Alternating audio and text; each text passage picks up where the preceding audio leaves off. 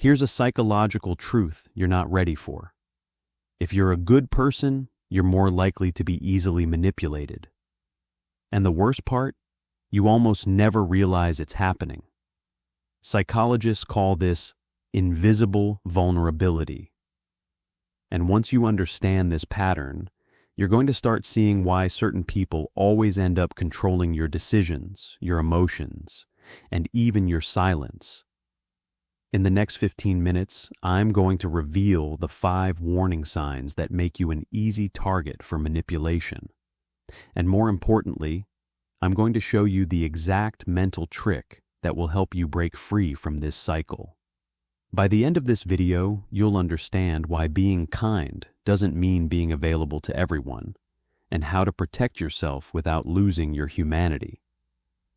Let's start with the first 3 warning signs that reveal you're more vulnerable to manipulation than you think. Sign number 1, you struggle to say no, even when you want to inside. It's not that you don't know how to say no. The real problem is that your brain associates no with emotional danger. Danger of disappointing someone, danger of conflict, danger of rejection. Your mind does this to protect you. It would rather make you uncomfortable than risk external tension. But here's the reality. Every time you say yes when you wanted to say no, you're teaching others exactly how far they can push you. And this next part explains why, even when you promise yourself you'll change, you always fall back into the same pattern. Sign number 2, you justify other people's bad behavior. When someone crosses a boundary with you, your reaction isn't to create distance, it's to understand them. They must be going through something. They didn't mean it that way. Maybe I'm overreacting. This happens because your brain confuses empathy with responsibility. You think that understanding someone means you have to tolerate them. But here's the truth you've been avoiding. Someone who is always understood never corrects themselves. If this makes you uncomfortable, good. It means you're seeing something you used to ignore. Sign number 3, you seek validation without realizing it. You don't need applause, but your emotional state depends more on what others think than you'd like to admit. You change your tone. You're too careful with your words. You question yourself when someone distances themselves from you. Your mind does this because it's seeking social security, but the reality is that when someone controls your validation, they start controlling your behavior, first with approval, then with silence, and finally with disapproval. Most people stop here, and that's the biggest mistake, because we haven't yet reached the most dangerous sign.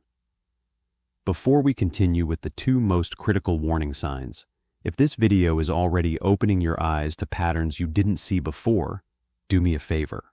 Hit that subscribe button and leave a like. This content is designed to give you psychological tools that actually work in real life, and your support helps me continue creating videos like this. Also, drop a comment telling me which of these signs you recognized in yourself. Sometimes just naming it out loud is the first step to changing it. Now let's get to the signs that really explain why manipulation works so well on good people. Sign number 4, you take responsibility for other people's emotions. If someone gets upset, you assume you did something wrong. If someone goes cold, you blame yourself. If someone is suffering, you feel like you need to fix it. Your brain thinks this is how you maintain the bond, but the reality is that you're carrying emotions that don't belong to you. Manipulative people don't need to control you directly. They just need to feel bad in front of you, and you'll do the rest.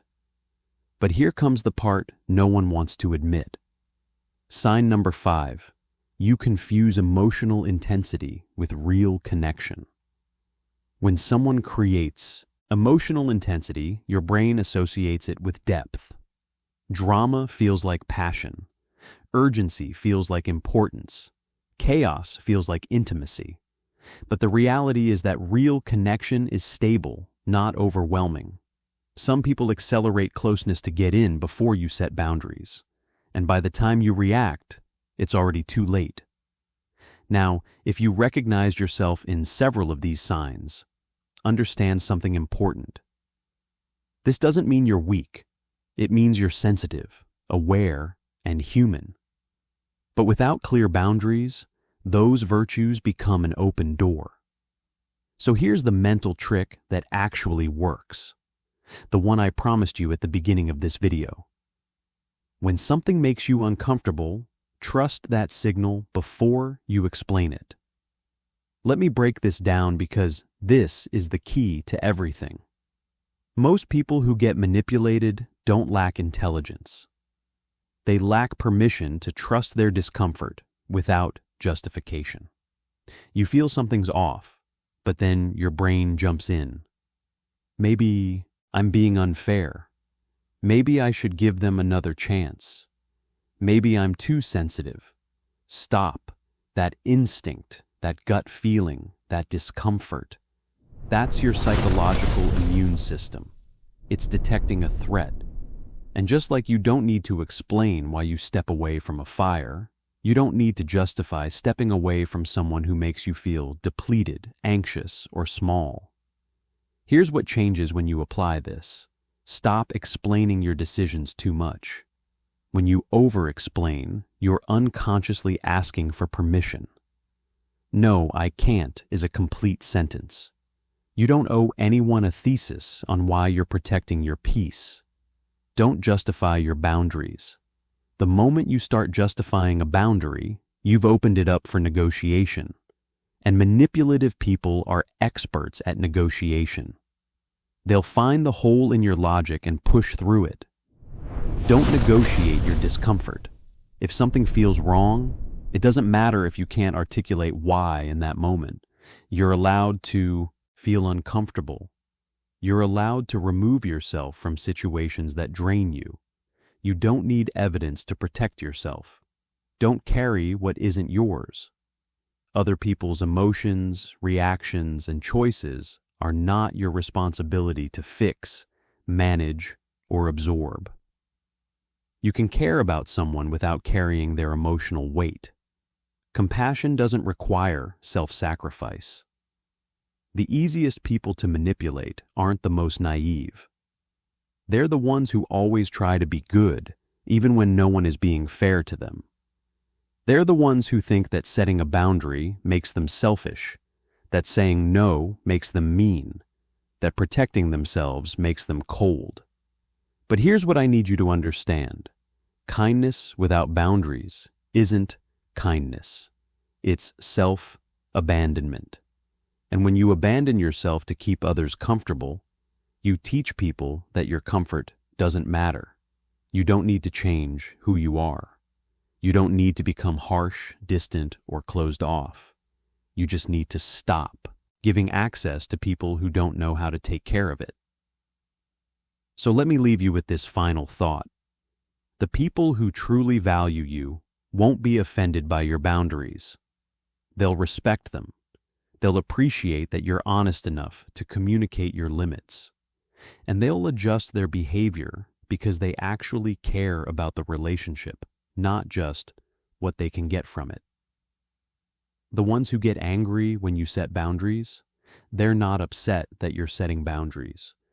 They're upset that they can no longer control you, and that tells you everything you need to know. Maybe you don't need to become someone new.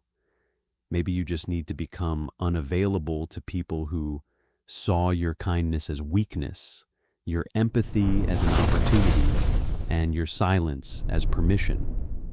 If this video helped you see something you've been avoiding, don't keep it to yourself.